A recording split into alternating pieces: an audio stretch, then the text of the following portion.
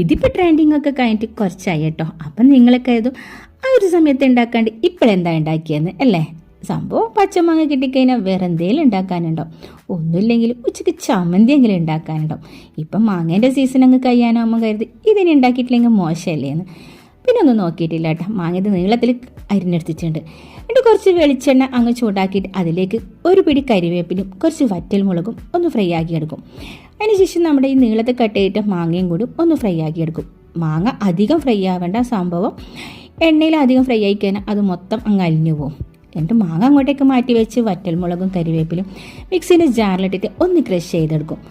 അതെന്ത് നമ്മുടെ ഈ ഒരു മാങ്ങയിലേക്ക് ഇട്ട് ആവശ്യത്തിന് ഉപ്പും അതേപോലെ ആ ഫ്രൈ ആക്കിയിട്ടുള്ള വെളിച്ചെണ്ണയിൽ നിന്ന് കുറച്ച് വെളിച്ചെണ്ണയും കൂടി അങ്ങ് ഒഴിച്ചിട്ട് നന്നായിട്ടൊന്ന് മിക്സ് ചെയ്യാം. നമ്മൾ സ്പൂണോട് മിക്സ് ചെയ്യുന്നതിനെക്കാട്ടി അടിപൊളി നമ്മുടെ കൈയോട് മിക്സ് ചെയ്യുന്നത് കേട്ടോ.